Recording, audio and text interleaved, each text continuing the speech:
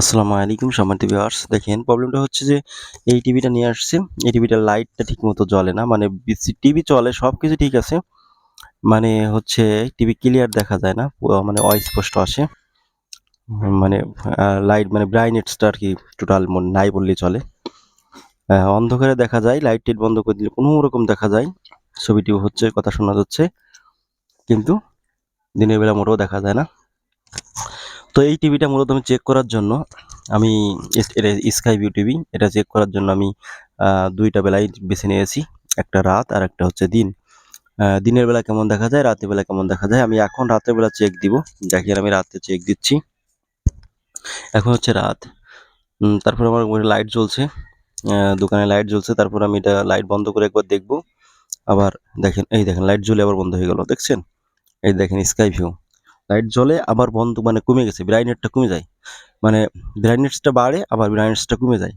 এটা এটা দেখবো সমস্যাটা কি আসলে, মূলত কোথা থেকে সমস্যা। এটুকু বুঝতে পারছি যে এটা ভোল্টেজের সমস্যা বোঝা যাচ্ছে, কিন্তু প্রবলেমটা কোথায় এটা দেখবো। তার আগে আবার আমি আবার ইয়ে করবো, আবার চেক দিচ্ছি। দেখেন এই লাইট বন্ধ করে নিচ্ছি, টোটাল লাইটটা বন্ধ করে নিচ্ছি দোকানের।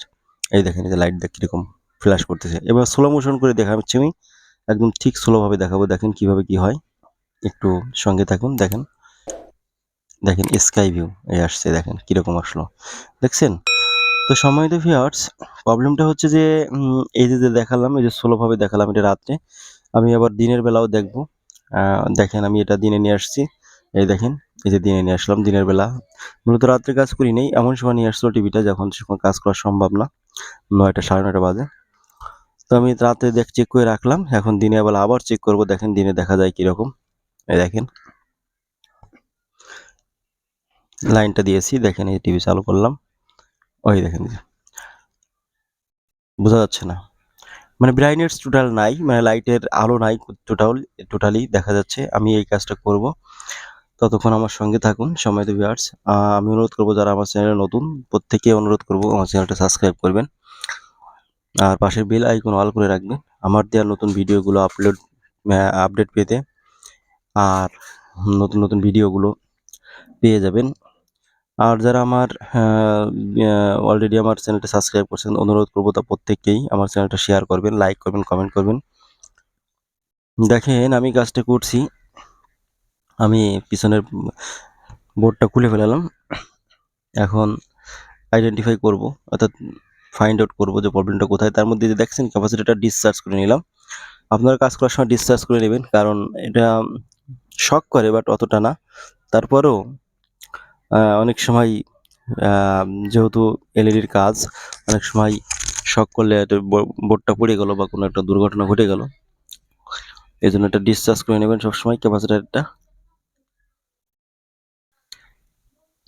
আমি বোর্ডের নাটটা খুলে নিচ্ছি, দেখেন এই বোর্ডের নাটটা খুলছি।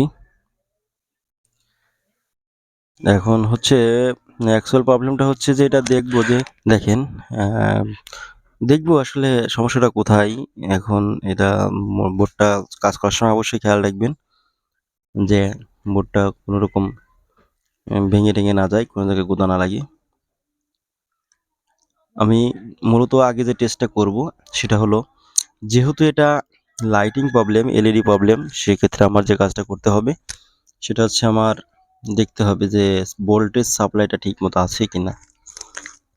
দেখেন আমি লাইটিং ভোল্টেজ সাপ্লাই যেটা, সেটা আমি চেক করব।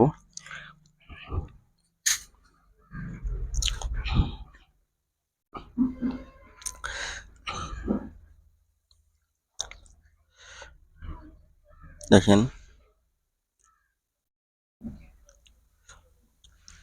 মানে একটু প্রবলেম আছে, দেখেন এই যে ভোল্টেজ ড্রপিং হচ্ছে, আর এই ভোল্টেজ ড্রপিং হওয়াটাই সবথেকে বড় সমস্যা, যার কারণে এটা হচ্ছে।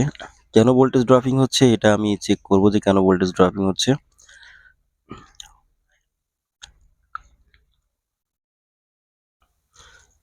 দেখেন এই ভোল্টেজ ড্রপিং হওয়ার কারণটা এখনো খুঁজে পাইনি, তো ইনশাল্লাহ খুঁজে পাবো খুব তাড়াতাড়ি। দেখেন আমি চেক দিচ্ছি ভোল্টেজ ড্রপিংটার জন্য, এর জন্য আমি মাল্টিমিটার নিয়েছি, ডিজিটাল মাল্টিমিটার।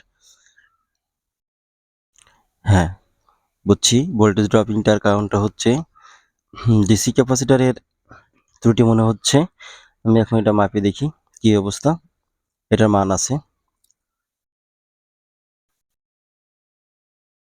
এটার মান আছে। কাইন্ডলি একটু, হ্যাঁ দেখি, এই দেখেন এটার অবস্থা খুবই খারাপ মনে হচ্ছে। দেখেন এই যে এটা কোনো অবস্থা নাই, এটা আর চেঞ্জ বোঝাই যাচ্ছে না টোটাল, মানে এটা টোটাল কোনো মান নাই, রিডিং টোটাল নাই।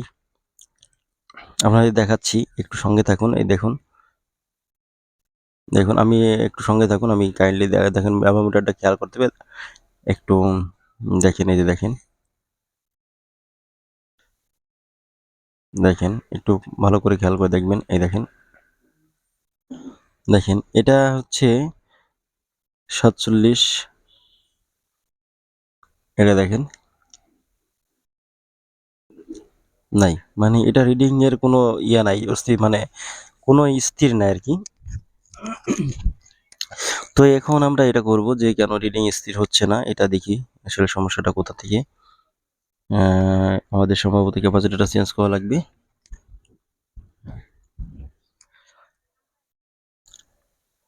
ক্যাপাসিটর আগে খুলবো।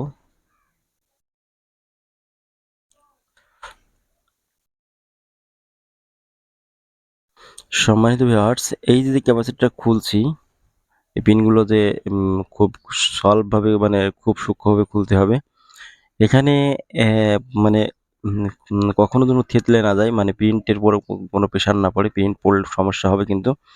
কারণ এখানে অসংখ্য অসংখ্য ছোট ছোট প্রিন্টের মাধ্যমে লাইন চলে গেছে, যার কারণে যেখান থেকে উঠাবেন খুবই সূক্ষ্মভাবে কাজ করবেন, তাতালটা ভালো সুতাল নেবেন।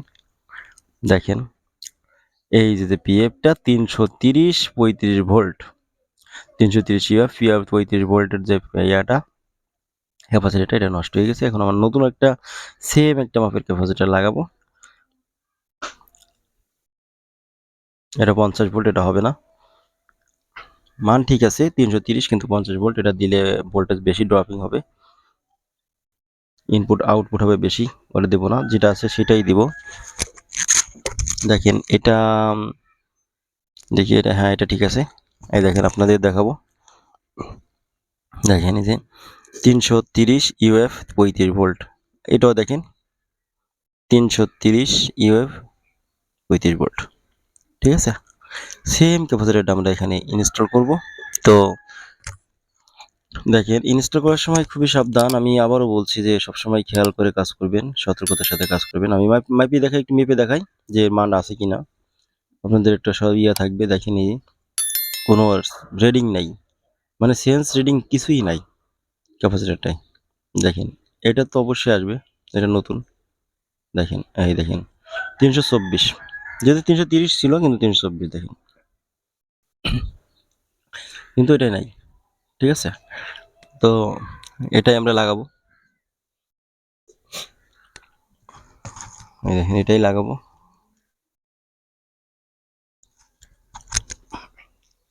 এখন এই যে এখানে লাগাই দিব এটা।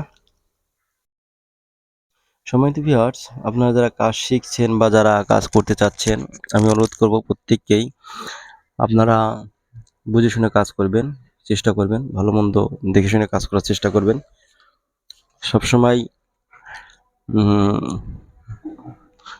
সতর্কতার সাথে কাজ করবেন, যেহেতু এই সমস্ত বোর্ডের কাজ খুবই গুরুত্বপূর্ণ, গুরুত্ব দিয়ে কাজ করবেন। এখানে এই যে আমি প্রতিটা লেগগুলো সুন্দরভাবে ঢালাই করে দিচ্ছি, আপনারও পরিষ্কার করে ঢালাই করবেন। আর তাতালটা সবসময় উন্নত মানের তাতাল ব্যবহার করার চেষ্টা করবেন, কারণ এই সমস্ত সূক্ষ্ম কাজের জন্য তাতাল, ভালো তাতাল ব্যবহার করাটা আমি মনে করি জরুরি, আপনারাও জরুরি মনে করবেন। আর যারা কাজ শিখছেন, আমার ভিডিও দেখে দেখে কাজ শিখছেন বা কাজ করছেন, আমি আপনাদেরকে রিকোয়েস্ট করব যে আপনারা যদি কাজ না বোঝেন তাহলে অবশ্যই আমাকে ফোন করবেন, আমাকে ইনবক্সে, সরি আমাকে কমেন্ট করে জানাবেন সমস্যাটা। ইনশাল্লাহ আমি সমস্যার সমাধান করার চেষ্টা করব।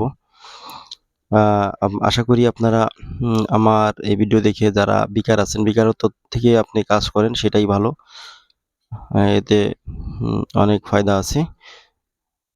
যেটা না বুঝবেন আমি আপনাদের সহযোগিতায় আছি, ইনশাল্লাহ থাকবো। প্রিন্টে যদি কখনো না লাগে, আমি কিন্তু এইজন্য সূক্ষ্মভাবে কাজ করছি। আমি ইচ্ছা করলে একবারই দিয়ে দিতে পারতাম। আমি বারবার চেষ্টা করতেছি যে প্রিন্টে যেন কোনো রকম না লাগে। কারণ এটা কিন্তু যেটুকু মানে পিনগুলো ঢুকবে, তার লেগগুলো ঢুকবে সেখানেই প্রিন্ট। আর তার পাশে কিন্তু আরো অসংখ্য ক্ষুদ্র, ক্ষুদ্র অনেক প্রিন্ট আছে। যে প্রিন্টে একটা প্রিন্ট আরেকটা প্রিন্টের সাথে লাগলেই সমস্যা, বোর্ডটা বাদ হয়ে যাবে। এদিকে খেয়াল রাখতে হবে। এছাড়াও আমি এর আগেও অনেক খুব হার্ডি কাজ করছি, কিন্তু এর আগে অনেক আইসির কাজগুলো করেছি। সেগুলো আপনাদের আসলে দেওয়া হয়নি ভিডিওগুলো। ইনশাআল্লাহ আগামীতে যখন আসবে আমি তখন আপনাদের দেওয়ার চেষ্টা করব। ছোট, ছোট সূক্ষ্ম কাজ, সূক্ষ্ম, সূক্ষ্ম আইসিগুলো কিভাবে উঠাতে হয়, কিভাবে বসাতে হয়, কিভাবে নতুন আইসি রিপ্লেস করতে হয়, সবগুলো আমি আপনাদের দেখানোর চেষ্টা করব ইনশাআল্লাহ।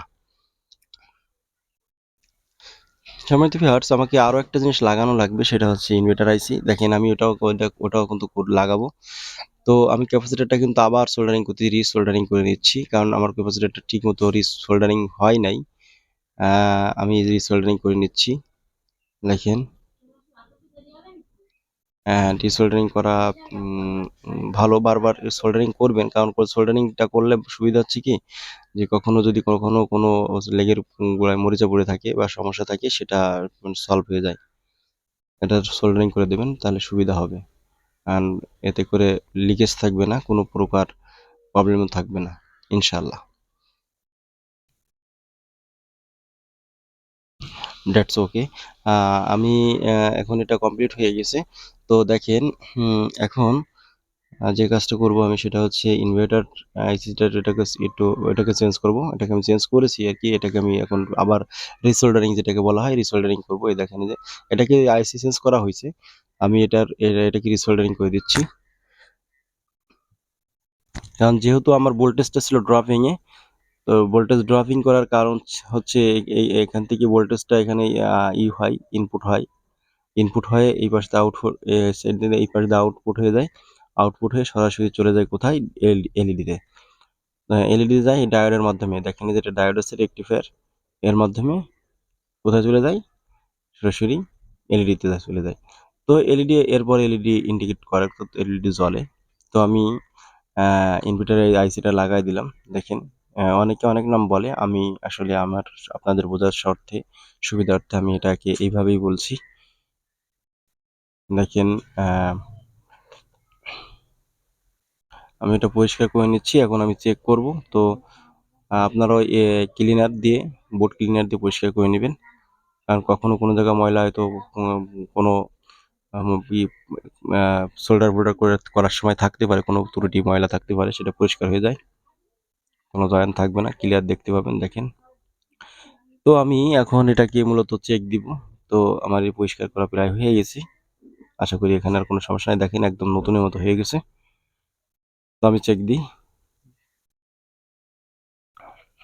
দেখেন চেক দিয়েছি, এখন চেক দেবো, দেখি কি অবস্থা।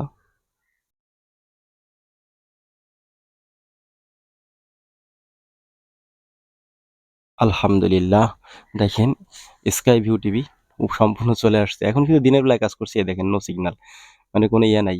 আমি তো আমার ডিশ লাইন বা অন্য কোনো কিছু দিই নাই। এই জিনিসটাই অন্ধকার হয়ে যাচ্ছিল, আসতেছিল না। তো আমি এটাই কাজ করলাম। দেখেন কি কাজ করলাম তা তো বুঝলেনই। আশা করি আপনারা এই ধরনের কোনো কাজ আসলে বুঝবেন। আর যদি না বোঝেন, ইনকেস, ইনশাল্লাহ আপনি আমাকে কমেন্ট করবেন। আর কমেন্টের পাশে অনেক সময় মোবাইল নাম্বারও দিয়ে থাকি, আমার দোকানের নাম্বার আছে। চাইলে যেটা না বুঝবেন ফোনে বলতে পারেন, হোয়াটসঅ্যাপ আছে, বলতে পারেন। সমস্যার সমাধান করার জন্য ইনশাল্লাহ আমি আপনাদের জন্য আছি। আর যেটা না বুঝবেন সেটা কমেন্ট করলে হচ্ছে। আর আমার চ্যানেলটা অবশ্যই সাবস্ক্রাইব করবেন, পাশে বেল আইকন অল করে রাখবেন, শেয়ার করবেন এবং বন্ধুদেরকে উৎসাহিত করবেন। আমার পাশে থাকবেন, এটা আমি আপনাদের কাছে আকাঙ্ক্ষা করছি, সকলের কাছে। ইনশাল্লাহ আমি আরো ভালো ভালো অনেক কাজগুলো নিয়ে আসবো। তো বর্তমান দারিদ্র তার মধ্যে দিয়ে চলা থেকে, চাকরি বাকরি পাওয়ার থেকে আমি মনে করি যে আমরা বসে না থেকে আমরা কাজ করি। চাকরির পিছনে না দৌড়াই কাজ করলেও অনেক সময় আমাদের দৈনন্দিন জীবনের উপার্জনটা আসলে আসে আর কি, ঘাটতিটা পূর্ণ হয়। শারীরিকভাবে অসুস্থতা যার কারণে কথা বলতে কষ্ট হচ্ছে। তো আমার জন্য দোয়া করবেন সবাই। ইনশাল্লাহ আরো ভালো কিছু করার চেষ্টা করব। দেখেন আলহামদুলিল্লাহ এটা পরিপূর্ণ ওকে হয়ে গেছে। আমি রিমোটটা একটু চেক করে দেখবো যে আসলে এই প্রবলেমটা আছে কিনা, কিছু সময় চালাবো। আমার দোকানে ডিশ লাইন নাই, যার কারণে আমি এটাকে চেক দিতে পারছি না। তো এটা ইনশাল্লাহ 100% কমপ্লিট হয়ে গেছে, কোনো প্রবলেম নাই। যেহেতু আমার আসলে অন্য কিছু প্রবলেম ছিল না, ছিল হচ্ছে এই লাইটটা ঠিকমতো দেখা যেত না, এতে ব্রাইটনেস ছিল না, ওইটা লাইট এসে চলে যেত, প্রবলেমটা ছিল সেটাই। তো আমি এটাই করব, এই আর কিছু না। দেখবই, দেখেন এই যে সবকিছু ঠিক আছে। দেখেন এইচডিএম টু পিসি মিডিয়া, এই মিডিয়াগুলো হচ্ছে আপনার ওই যে ইয়াতে চালাতে পারবেন, আপনি পেন ড্রাইভ মেমোরি কার্ড দিয়ে চালাতে পারবেন। তো আসলে পেন ড্রাইভ মেমোরি কার্ড নাই, নো ডিভাইস। দেখেন আমার কোনো ইয়ে নাই, পেন ড্রাইভ দেওয়া নাই, যার কারণে আসলে এখানে আসছে না। তো আমি কি করব, আমি সরাসরি টিভিতে চলে যাই। দেখেন টিভিতে দিয়ে দিই, কারণ উনি টিভিতে দেখে জেনে। ধন্যবাদ সবাইকে, সবাই ভালো থাকবেন, সুস্থ থাকবেন। আল্লাহ হাফিজ।